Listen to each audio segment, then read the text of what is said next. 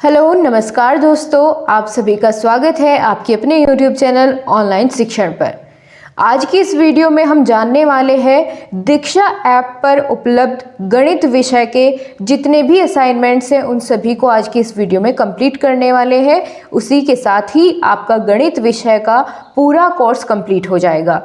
और मैं आपको बताना चाहूँगी कि गणित विषय में आपको 45 असेसमेंट करने के लिए दिए गए हैं ऑब्जेक्टिव टाइप्स। उनमें से हम 30 असाइनमेंट कंप्लीट कर चुके हैं और आज इस वीडियो में 31 से लेकर असाइनमेंट नंबर 45 तक यानी अंत तक पूरा करेंगे।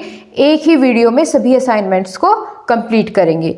यदि आप आज चैनल पर नए मेहमान हैं तो चैनल को ज़रूर सब्सक्राइब करें और बेल आइकन को प्रेस कर लें ताकि आगे आने वाली वीडियो की नोटिफिकेशन आपको समय से मिलती रहे।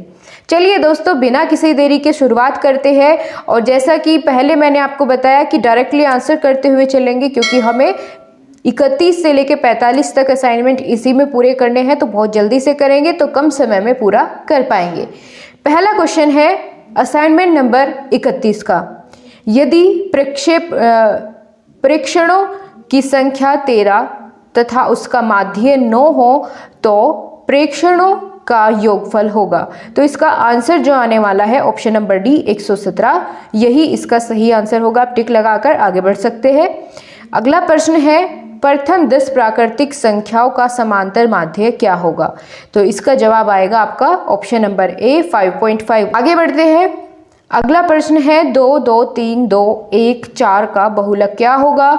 बहुलक का मतलब क्या होता है, जो सबसे ज़्यादा बार वैल्यू रिपीट हुई हो वही उसका बहुलक होता है। तो आप इन 4-5 वैल्यूज़ में देखेंगे कि क्या सबसे ज़्यादा बार रिपीट हुआ है।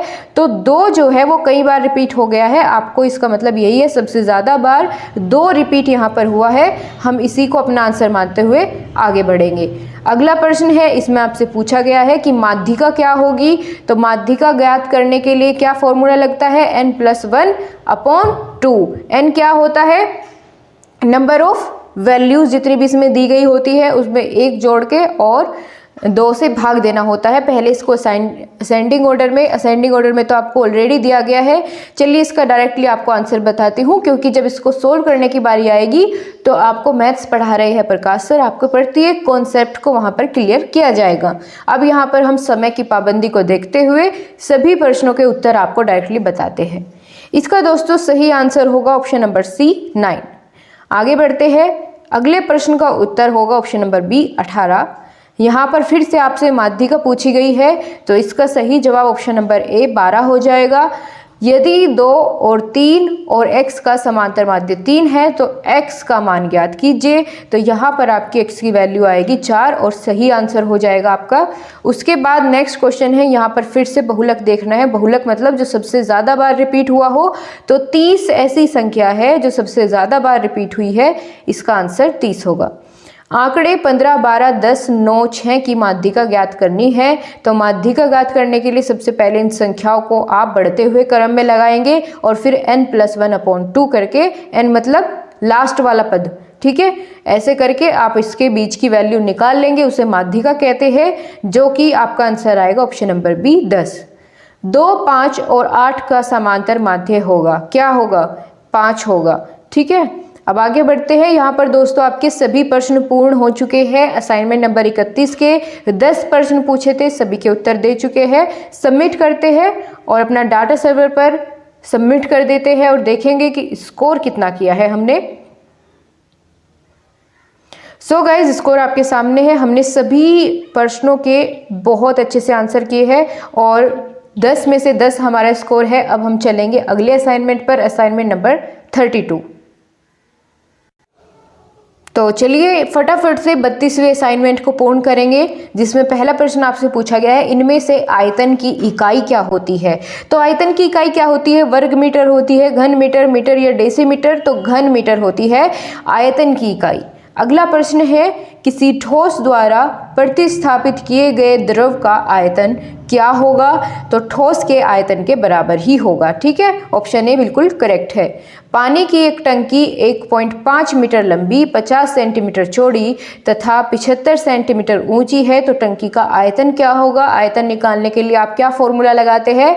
L into B into H. ठीक है, लंबाई गुणा ऊंचाई गुणा चौड़ाई। ऐसे करके जब आप इसका आंसर निकालेंगे तो आपका ऑप्शन नंबर ए इसका करेक्ट आंसर आ जाएगा। ठीक है, अगला प्रश्न है जिसमें आपसे पूछा गया है, एक ठोस जितना स्थान घेरता है वह उसका क्या कहलाता है? वॉल्यूम यानी आयतन कहलाता है। अगला प्रश्न है, एक पुस्तक की लंबाई 20 सेंटीमीटर, चौड़ाई 15 सेंटीमीटर और मोटाई 5 सेंटीमीटर है, यानी एक आयतन है, उसका आपको आयतन ही निकालना है, यहाँ पर वॉल्यूम बताना है क्या होगा? तो इसका ऑप्शन नंबर सी 1500 घन मीटर बिल्कुल सही हो जाएगा। अगला प्रश्न है, एक पेंसिल बॉक्स की लंबाई 20 सेंटीमीटर, चौड़ाई 6 सेंटीमीटर और ऊंचाई 3 सेंटीमीटर है, तो बॉक्स का आयतन बताना है, तो 360 घन सेंटीमीटर आपका आंसर हो जाएगा बिल्कुल सही। अगला प्रश्न है, एक घन की प्रत्येक भुजा 5 सेंटीमीटर है, तो उसका आयतन आपको यहाँ पर निकालना है। ऑप्शन नंबर डी 125 घन सेंटीमीटर इसका सही जवाब होगा। त्रिविमीय घन है, क्या होता है त्रिविमीय घन? शंकु होता है, गोला, बेलन या पासा? तो पासा होता है। अगला प्रश्न है, यदि किसी घनाभ की भुजाएं मीटर में दे दी गई हो तो उसके आयतन की इकाई किस में आएगी?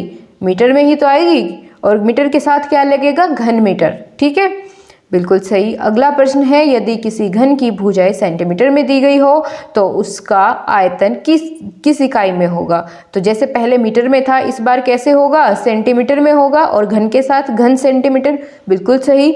अब यहाँ पर 10 प्रश्न थे आपके 32वें असाइनमेंट में, सभी को पूर्ण कर चुके हैं।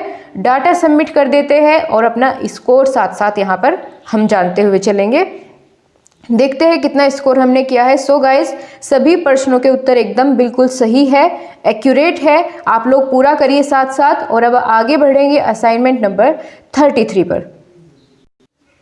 तो यहाँ पर आपकी शुरुआत हो रही है यूनिट 33 यानी 33वें असाइनमेंट की, जिसका पहला प्रश्न आपके सामने आ गया है। गाइस, अगर आपको वीडियो पसंद आ रही है तो लाइक और शेयर अपने दोस्तों के साथ ज़रूर करें, ताकि हमें भी उस चीज़ से मोटिवेशन मिलता रहे। ठीक है, यहाँ पर पहला प्रश्न है आपके 33वें असाइनमेंट का, बिना किसी देरी के इसको पूरा करेंगे। ठोस वस्तु की धारिता क्या होती है? 0 होती है ठोस वस्तु की धारिता। 1.5 लीटर में कितने घन सेंटीमीटर हो गए, ये आपको बताना है। तो कितने हो गए दोस्तों? 1500 घन सेंटीमीटर हो गए। एक बर्तन की धारिता सदैव कैसी रहती है? एक समान रहती है, बदलती रहती है, आयतन के बराबर या उपरोक्त में से कोई नहीं, तो एक समान रहती है हमेशा। आगे पूछा गया है 6000 घन सेंटीमीटर में कितने लीटर होते हैं? तो कितने होते हैं? 6, क्योंकि 1 लीटर में 1000 घन सेंटीमीटर होते हैं। इसी तरीके से हमें इसको वापस लीटर में बदलना है, तो 6 आपका आंसर सही होगा। अगला प्रश्न है जिसमें 5 लीटर में कितने घन सेंटीमीटर हो गए? 1 में कितने होते हैं? 1000, तो 5 में कितने हो जाएंगे? 5000, बिल्कुल सही जवाब। अगला प्रश्न है, धारित की इकाई या धारिता होगा, सॉरी, यहाँ पर धारिता की इकाई है कितनी? मीटर में होती है, लीटर में होती है या वर्ग मीटर में? तो लीटर में मापते हैं, बिल्कुल सही हो जाएगा इसका आंसर।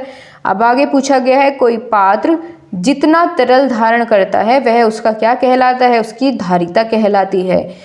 पानी की टंकी अंदर से 1 मीटर लंबी, 50 सेंटीमीटर चौड़ी और 75 सेंटीमीटर गहरी है, तो उसकी धारिता निकालनी है। आंसर आ जाएगा बी ऑप्शन 375 लीटर, बिल्कुल सही। 1 लीटर का बर्तन 250 मिलीलीटर के बर्तन से कितनी बार से पूरा भरा जाएगा?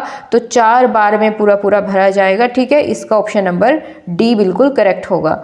आगे बढ़ते हैं, 1 लीटर का बर्तन, इसका दोस्तों हाँ थोड़ा चेंज है इस बार। 1 लीटर का बर्तन 25 मिलीलीटर के बर्तन से कितनी बार में पूरा भरा जाएगा? तो 40 बार में। अब आगे बढ़ते हैं, यहाँ पर सभी प्रश्नों के उत्तर हम दे चुके हैं 33वें असाइनमेंट के। सबमिट करते हैं और अपना डाटा सर्वर पर पहुँचाते हैं, और साथ ही साथ अपना स्कोर भी चेक करेंगे कि कितना स्कोर हमने इस असाइनमेंट में किया है।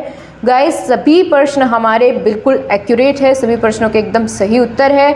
अब चलते हैं अगले असाइनमेंट पर, असाइनमेंट नंबर 34। आपकी डीएलएड थर्ड सेमेस्टर की मैथ्स की क्लास रेगुलर हो रही है, आप उसको ज़रूर लीजिए। बहुत अच्छे से आपका कॉन्सेप्ट क्लियर होगा, बहुत ही बेहतरीन तरीके से। आपको कोई प्रॉब्लम आपके एग्जाम में नहीं होने वाली है, चाहे कितना भी टफ क्वेश्चन पूछे। हार्ड से हार्ड क्वेश्चन और जितना भी आसान है सभी की बहुत अच्छे से प्रैक्टिस हो रही है आपकी।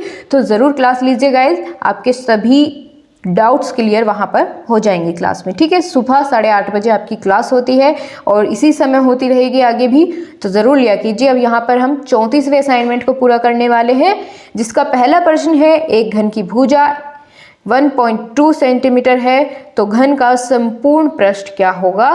तो आपका आंसर हो जाएगा ऑप्शन नंबर ए 8.64 वर्ग सेंटीमीटर। एक घन की भुजा 10 सेंटीमीटर है, तो उस घन का वर्ग पृष्ठ क्या होगा। तो यहाँ पर आपका आंसर आ जाएगा ऑप्शन नंबर ए फिर से 400 वर्ग सेंटीमीटर। एक घन की भुजा 2 सेंटीमीटर है, तो उस घन का आयतन क्या होगा, कितना हो जाएगा, 8 घन सेंटीमीटर हो जाएगा।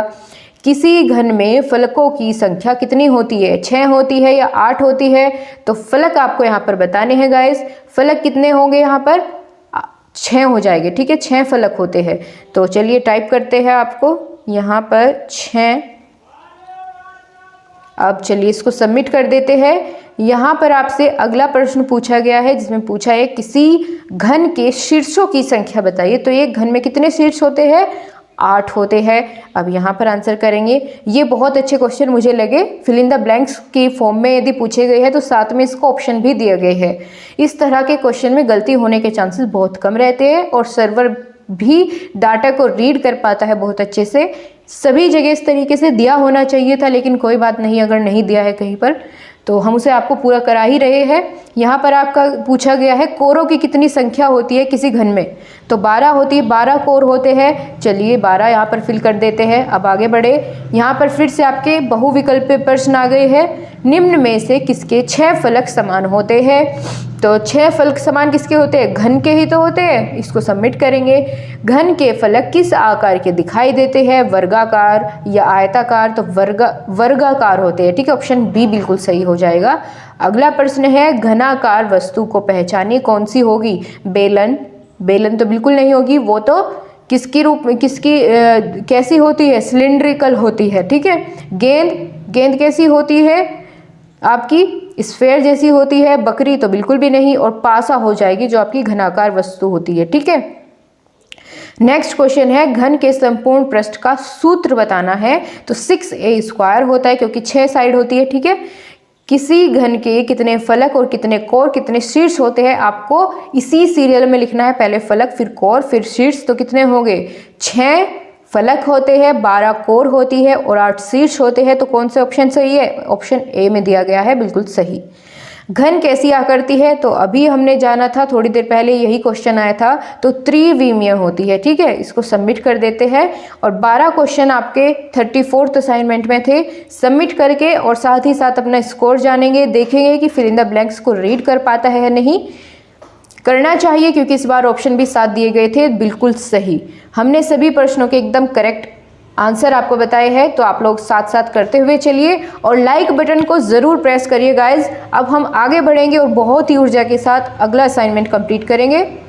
35वां असाइनमेंट आपका खुल रहा है, 35वां यूनिट का, ठीक है। इसके बाद हम 45 तक पूरा करेंगे एक वीडियो में फटाफट से। तो चलिए डायरेक्टली आंसर आपको बताते हुए चलूंगी मैं। इसमें पूछा गया है एक घन का कुल पृष्ठीय क्षेत्रफल 96 वर्ग सेंटीमीटर है, तो इसका आयतन कितना होगा। इसका आंसर आपका 64 घन सेंटीमीटर हो जाएगा। अगला प्रश्न है, चलिए डायरेक्टली आपको आंसर ही बताती हूँ। इसका आंसर हो जाएगा ऑप्शन नंबर डी 15 मीटर। मैं इनको सोल्व कर चुकी हूँ, ठीक है गाइज। अब आपको बताना बाकी है, सिर्फ आपको आंसर बताती हुई चलूंगी। यहाँ पर आपको अगर इनका अनुपात में बांटा जाए तो कितना आ जाएगा इसका, 4:3, बिल्कुल सही। अगला प्रश्न है जिसका आंसर आपको 512 घन सेंटीमीटर हो जाएगा। इसका आंसर आपका होगा ऑप्शन नंबर ए, बिल्कुल करेक्ट है। नेक्स्ट क्वेश्चन है जिसका आंसर आपका 216 घन सेंटीमीटर हो जाएगा। साथ साथ करते हुए चलिए, बहुत जल्दी आपके सभी असाइनमेंट पूर्ण हो जाएंगे। यहाँ आपका आंसर आने वाला है 8 घन सेंटीमीटर। आगे बढ़ते हैं, अगले प्रश्न का उत्तर क्या होगा। यहाँ पर आपका आ जाएगा 54 वर्ग सेंटीमीटर। अगला प्रश्न है त्रिविमीय घन है, क्या होता है? अभी तो इससे पहले वाले असाइनमेंट में क्वेश्चन आया था, तो पासा होता है, बहुत अच्छे। घन के अंग कितने होते हैं? फलक होता है, कोर होता है, शीर्ष होता है, सभी होते हैं। तो सभी होते हैं, घन में एक फलक भी होता है, कोर्स भी होता है, कोर भी होता है, शीर्ष भी होता है। आगे बढ़ते हैं और यहाँ पर सभी क्वेश्चन हम पूर्ण कर चुके हैं। असाइनमेंट नंबर 35 के 10 क्वेश्चन थे, सभी के उत्तर हमने दे दिया है। डाटा सर्वर पर पहुंचाते हैं और साथ ही साथ अपना स्कोर भी चेक करते हैं। सो गाइज, बिल्कुल सही हमने सभी प्रश्नों के उत्तर दिए हैं, बहुत अच्छे। अब हम चलेंगे बहुत तेजी के साथ असाइनमेंट नंबर 36 पर। ये आपका असाइनमेंट नंबर 36 है, 36 यूनिट का ही। अब यहाँ पर इसका पहला प्रश्न आप देख रहे हैं, जिसमें पूछा गया है घनाभ में जहाँ दो आयताकार फलक मिलती है उसको क्या कहते हैं? तो उसको क्या बोलते हैं? उसका कोर बोलते हैं, बिल्कुल सही। पिरामिड आयताकार आधार का फलक शीर्ष कोरे होती है, कितनी होती है? तो 5 5 8, बिल्कुल सही। 5 फलक, 5 शीर्ष और 8 कोरे, बिल्कुल सही। आयलर सूत्र बताइए, या कोर, शीर्ष और फलक में क्या संबंध है? आपको सूत्र के अनुसार बताना है, तो ऑप्शन नंबर ए आपका करेक्ट हो जाएगा। देन घनाभ की आकृति कैसी होती है? त्रिविमीय होती है, बहुत अच्छे। किसी ईंट के कोर 12, 8 शीर्ष, तो फलक बताने हैं कितने होंगे? तो फलक कितने हो जाएंगे? 6। पहले से जानते हुए आ रहे हैं हम, फलक कितने होते हैं? 6 होते हैं। अब चलिए अगला प्रश्न है, जिसमें आपसे पूछा गया है घनाभ में शीर्ष की संख्या कितनी होती है? 8 होती है। ये फिक्स है, ठीक है, ऐसा नहीं है कि अगर घनाभ बड़ा है या छोटा है तो ये बदल जाएगी, इतने ही रहने वाले हैं। घनाभ में फलकों की संख्या अभी बताई थी, 6 होती है। अगला प्रश्न है घनाभ में फलकों का आकार कैसा होता है? तो घनाभ में होता है आयताकार और घन में होता है वृत्ताकार। आपको बताया था ना मैंने, बिल्कुल सही। अगला प्रश्न है, जिसमें पूछा गया है घनाभ के नुकीले भाग को क्या कहते हैं? उसका शीर्ष कहते हैं, ठीक है, कोने को। निम्न वस्तु में से घनाभ की आकार वस्तु को पहचानिए। ईंट, गेंद, पासा, वृत्त। तो ईंट होती है घनाभ के रूप में, ठीक है। आप देखेंगे उसमें शीर्ष भी होते हैं, उसमें उसके फलक भी होते हैं, तो सभी चीज़ें मिलती है। अब हम आगे बढ़ेंगे। यहाँ पर सभी प्रश्न 1 मिनट से भी कम समय में हम पूरे कर चुके हैं। इसको सबमिट कर देते हैं साथ ही साथ, और अपना स्कोर भी साथ के साथ चेक करते हुए चलेंगे कि हमने कितने प्रश्नों का सही उत्तर दिया है। तो हमारे सभी प्रश्न एकदम सही है, और इसी के साथ हम आगे बढ़ते हैं और अगले असाइनमेंट पर चलते हैं, assignment number 37। So guys, assignment number 37 का पहला प्रश्न आपके सामने इसमें पूछा गया है 8 सेंटीमीटर गुणा 6 सेंटीमीटर गुणा 2 सेंटीमीटर विस्तार वाले एक बक्से को अधिकतम कितनी लंबाई की एक पेंसिल उसमें रखी जा सकती है? तो आपका आंसर आ जाएगा option number C, 2√26 centimetre. Next question है, पढ़ेंगे नहीं क्योंकि काफ़ी समय लग जाएगा और बहुत जल्दी से जल्दी आपके सभी असाइनमेंट पूरे करने हैं, तो डायरेक्टली मैं आपको आंसर ही बता देती हूँ। यहाँ पर आपका ऑप्शन नंबर सी करेक्ट हो जाएगा, 432 वर्ग मीटर। नेक्स्ट क्वेश्चन का आंसर होगा आपका ऑप्शन नंबर ए, 1300 वर्ग मीटर। अगला प्रश्न है जिसमें आपको उत्तर करना है ऑप्शन नंबर ए, 960 घन मीटर, ठीक है, 960 घन मीटर आ जाएगा। नीचे 960 वर्ग मीटर दिया गया है, ये नहीं होगा, घन मीटर है, ये बिल्कुल इसका सही हो जाएगा। अगला प्रश्न है, आप पढ़ के देख सकते हैं, सोल्व करना चाहेंगे तो कर सकते हैं। अगर आपको ये चैप्टर आता है बहुत अच्छी बात है, लेकिन अगर आपको नहीं आता है तो उसमें परेशान बिल्कुल ना हो, क्योंकि सभी चैप्टर आपके कंप्लीट कराए जाएंगे मैथ्स के, और 3 से 4 यूनिट आपकी कंप्लीट हो चुके हैं। ज़रूर देखिए, प्लेलिस्ट में आपको लिंक मिल जाएगा। और अगर कोई भी असाइनमेंट आपका ऐसा है जो पूर्ण नहीं हुआ है, आपको सभी असाइनमेंट की वीडियोस प्लेलिस्ट में मिल जाएगी चैनल पर। आप दीक्षा ऐप ऑल असाइनमेंट के नाम से आपको प्लेलिस्ट मिलेगी, उसमें सभी सब्जेक्ट के असाइनमेंट्स आपको अवेलेबल करा दिए गए हैं। अगला प्रश्न है, इसका उत्तर आपका होने वाला है 34 वर्ग सेंटीमीटर। नेक्स्ट है जिसका उत्तर ऑप्शन नंबर सी, 35 घन सेंटीमीटर। इसमें आपका ऑप्शन नंबर ए बिल्कुल सही हो जाएगा। देन आपका √138 सेंटीमीटर बिल्कुल करेक्ट हो जाएगा।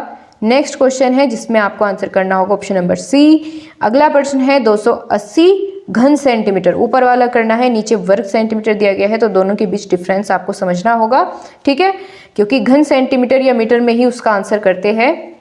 यहाँ पर अब डाटा सर्वर पर पहुँचाते हैं और अपना सबमिट कर देते हैं। गाइज, एक क्वेश्चन कोई सा मिस हो गया है, आप ध्यान से देखिएगा, ठीक है। मैंने आपको बातों बातों में शायद कोई सा और टिक कर दिया, लेकिन परेशान होने की कोई भी बात नहीं है। अब चलिए अगले असाइनमेंट पर चलते हैं। इस बार बहुत ध्यान से सभी असाइनमेंट्स को आगे के जितने भी है पूर्ण करेंगे, ठीक है, पूरा ध्यान यही रखना है हमें, फिर नहीं तो एक आध क्वेश्चन इधर उधर हो जाता है। अब चलिए इसको पूरा करेंगे। आपका असाइनमेंट नंबर 38 की शुरुआत हो गई है, इसके बाद 45 तक बहुत जल्दी से पूरा करेंगे। पहले क्वेश्चन में आपसे पूछा गया है वृत्त के अंदर स्थित बिंदु को क्या कहते हैं, तो वृत्त का केंद्र कहते हैं, बिल्कुल सही। अगला प्रश्न है जिसका उत्तर आपको करना है, दो बिंदुओं को मिलाई जाने वाली रेखाखंड को क्या कहते हैं, वृत्त के अंदर अगर हो तो जीवा बोलते हैं, बिल्कुल सही। अगला प्रश्न है वृत्त की सबसे बड़ी जीवा कौन सी होती है, उसका व्यास होता है। आगे प्रश्न है वृत्त की जीवा वृत्त को कितने भागों में बांटती है, 2 भागों में बांटती है। किसी वृत्त का व्यास 14 सेंटीमीटर है तो उसकी त्रिज्या कैसे होगी, यानी डायमीटर दिया गया है आपको, रेडियस पूछी गई है, उसके लिए आपको अपॉन में 2 करके उसे डिवाइड करना होगा तो आपकी रेडियस निकल करके आ जाएगी। जब आप 14 को 2 से डिवाइड करेंगे तो आपका 7 आंसर आ जाएगा, बहुत अच्छे। यहाँ पर आपको त्रिज्या दी गई है, उसका व्यास पूछना है, तो व्यास निकालने के लिए आप त्रिज्या में 2 से गुणा करेंगे तो 5 दूनी 10, 10 आपका आंसर आ जाएगा, बहुत अच्छे। अगला प्रश्न है जिसमें आपसे सूत्र पूछा गया है, तो इसका आपका ऑप्शन क्या होगा, ऑप्शन नंबर सी बिल्कुल करेक्ट हो जाएगा, ठीक है। वृत्त के व्यास और त्रिज्या में क्या संबंध है, तो आपको यहाँ दोस्तों बताना है कि इन दोनों के बीच में क्या संबंध है, ऑप्शन नंबर सी बिल्कुल करेक्ट हो जाएगा। वृत्त की त्रिज्याएं कितनी होती है, अनंत होती है। और वृत्त की आकृति कैसी होती है, सभी जानते हैं, गोल होती है वृत्त की आकृति। तो सभी प्रश्न हमने कर लिए, 10 प्रश्न आपके 38वें असाइनमेंट में थे, सबमिट करके और साथ साथ इसके हम स्कोर भी जानते हुए चलेंगे। तो सभी प्रश्नों का उत्तर एकदम करेक्ट है। यहाँ पर अब हम चलेंगे असाइनमेंट नंबर 39, बहुत जल्दी से पूरा करेंगे। चलिए शुरू हो रहा है असाइनमेंट नंबर 39। अब इसका फटाफट से पूरा क्वेश्चन करेंगे। पाई का मान कितना होता है, सभी लोग जानते हैं, 22/7। वृत्त की त्रिज्या 15 है तो वृत्त का व्यास कितना होगा, कितना हो जाएगा, 30 हो जाएगा। और उसके बाद अगले प्रश्न का चलिए डायरेक्टली आंसर लिखिए, ऑप्शन नंबर बी 20। एंड वृत्त की कितनी त्रिज्याएं होती है, तो अनंत होती है, ठीक है। अर्धवृत्त में कितने डिग्री का कोण बनता है, 90 डिग्री का कोण बनता है, बहुत अच्छे।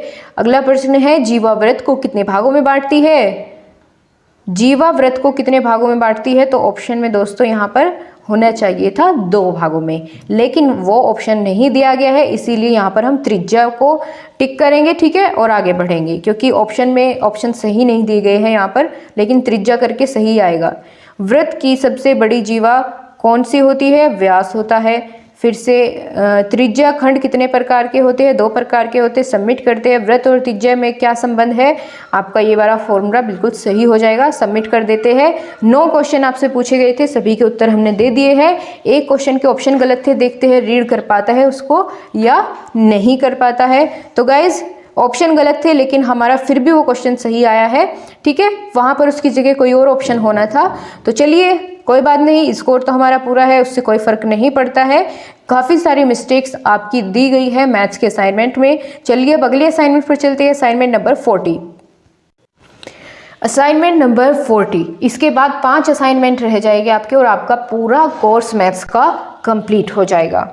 चलिए अब इसका पहला प्रश्न देखेंगे। यहाँ पे आपसे पूछा गया है, दिए गए चित्र में AB वृत्त का व्यास है तो एंगल ACB का मान ज्ञात करिए। दोस्तों इसका आंसर मैं करके देख चुकी हूँ, इसका आंसर आपका 90 डिग्री आना है, ठीक है, 90 डिग्री इसका आंसर आना है, लेकिन ऑप्शन में 90 डिग्री नहीं दिया गया है तो हम इनमें टिक नहीं करते हैं, स्किप कर देते हैं, क्योंकि इसमें ऑप्शन मैच नहीं हो रहा है।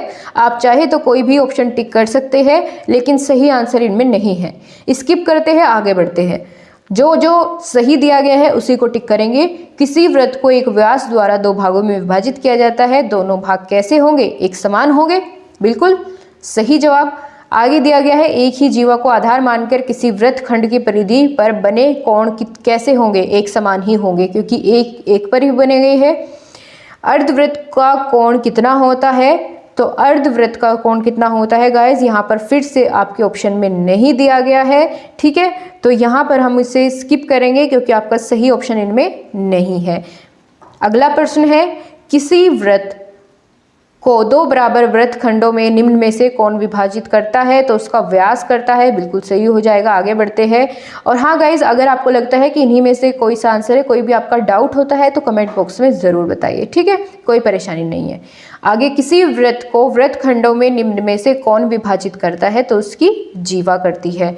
अगला प्रश्न है, दिए गए चित्रों में एंगल ACB 60 डिग्री, तो कोण एंगल ADB का मान बताइए आपको। इसका आंसर दोस्तों 60 डिग्री आएगा, आप लोग करके देख लीजिएगा, ठीक है।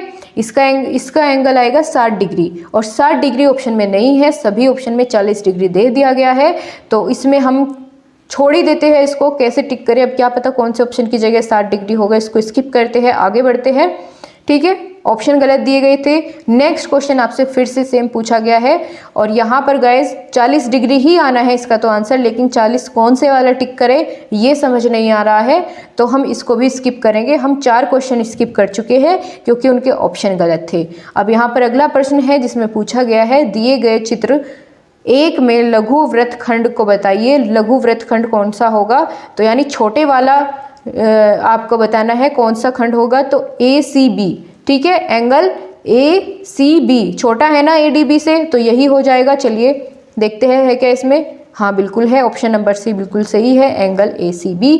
आगे दिया गया है दीर्घ वृत्तखंड कौन बताना है इसमें आपको, तो दीर्घ कौन सा है, ADB हो जाएगा, बिल्कुल। चलिए ADB दिया गया है ऑप्शन में, ऑप्शन A में दिया गया है, सबमिट करते हैं। और यहाँ पर गाइस 4 क्वेश्चन हमने स्किप किए क्योंकि उनके ऑप्शन गलत थे, तो हम इन 4 प्रश्न जो हमने 6 क्वेश्चन किए हैं इनमें से देखें कितने हमारे सही है। 6 क्वेश्चन हमने किए हैं, 6 में से हम देखेंगे कितने मार्क्स हम गेन कर पाते हैं। सबमिट कर देते हैं डाटा को, तो 6 में से 6 हमारे बिल्कुल सही है, और 4 क्वेश्चन हमने स्किप किए हैं क्योंकि उनके ऑप्शन गलत दिए गए थे, ठीक है दोस्तों। परेशान होने वाली बात बिल्कुल नहीं है, अटेम्प्ट करना ज़रूरी था, यानी करना ज़रूरी था, हमने कर दिया है। अब हम आगे बढ़ेंगे अगले असाइनमेंट पर, असाइनमेंट नंबर 41। चलिए फ्रेंड्स, असाइनमेंट नंबर 41 की शुरुआत करते हैं और बहुत ही जल्दी के साथ इसको पूरा करेंगे। 30 मिनट होने से पहले हमें सभी असाइनमेंट पूरे करने हैं, जितने भी आज हम सोच के बैठे हैं। 45 तक पूरा करना है, समय बहुत कम है। यहाँ पर आपको डायरेक्टली आंसर बताती हूँ मैं, AEB आपका ऑप्शन नंबर A करेक्ट हो जाएगा। अगले प्रश्न का आंसर आपका 120 डिग्री करेक्ट है। नेक्स्ट क्वेश्चन 140 डिग्री बिल्कुल सही हो जाएगा। आगे बढ़ेंगे, 280 डिग्री बिल्कुल करेक्ट है। नेक्स्ट क्वेश्चन है 180 डिग्री से अधिक करेक्ट हो जाएगा।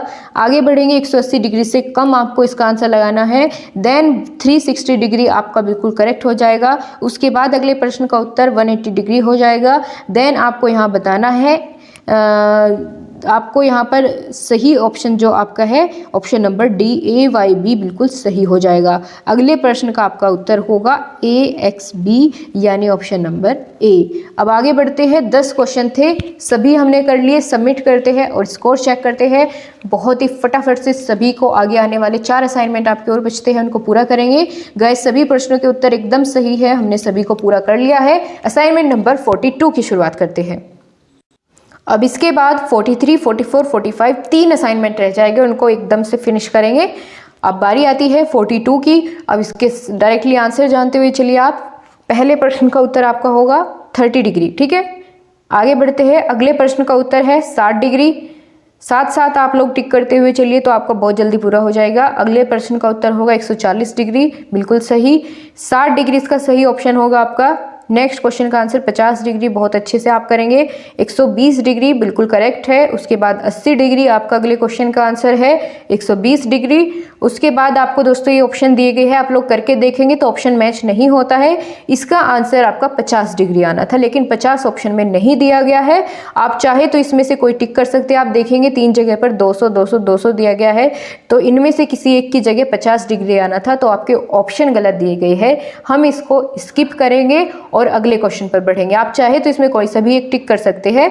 अगले प्रश्न का उत्तर आपका होगा 2:1, बिल्कुल सही। आगे बढ़ते हैं, तो एक क्वेश्चन हमने स्किप किया है क्योंकि उसके ऑप्शन गलत दिए गए थे, और सबमिट कर देते हैं। और 9 में से अपना स्कोर देखेंगे कि 9 प्रश्न जो हमने किए उनमें से हमारे कितने सही है।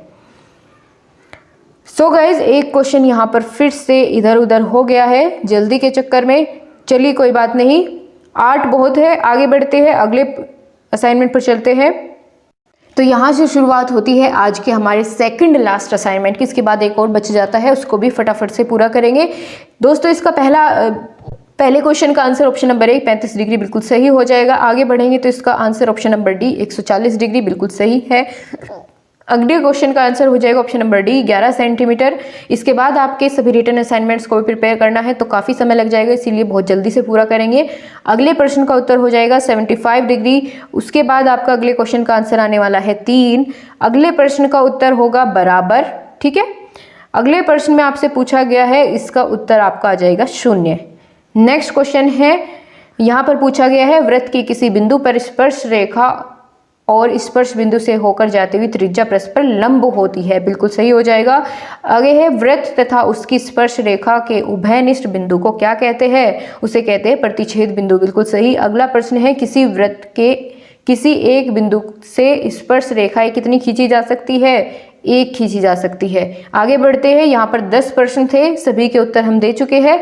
अब सबमिट कर देते हैं और साथ ही साथ स्कोर जानते हुए चलेंगे। तो गाइज स्कोर यहाँ पर 10 में से 9 क्वेश्चन सही है। आगे बढ़ते हैं और आज का लास्ट असाइनमेंट करते हैं, असाइनमेंट नंबर 45। तो चलिए 45 यूनिट यानी लास्ट असाइनमेंट आपका मैथ्स के कोर्स का है। इसी के साथ आपका पूरा कोर्स कंप्लीट हो जाएगा। और चलिए गाइज अब फटाफट से इसको पूरा करेंगे और सभी प्रश्नों के उत्तर जानेंगे।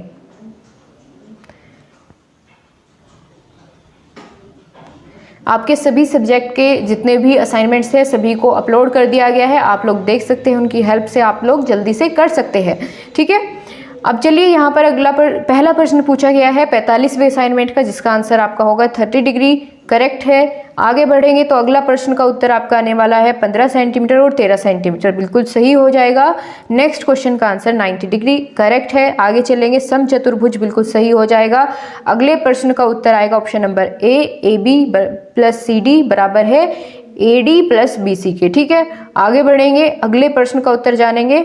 यहाँ पर आपको दिया गया है 8, ऑप्शन नंबर बी करेक्ट है। नेक्स्ट क्वेश्चन का आंसर हो जाएगा 3 सेंटीमीटर। आगे बढ़ेंगे तो अगला क्वेश्चन का आंसर होगा समांतर होती है। यहाँ पर स्पर्श रेखाएं पूछी गई है, खींची गई तो वे समांतर होगी। बहुत अच्छे। अगले प्रश्न का उत्तर आपका 50 डिग्री आने वाला है।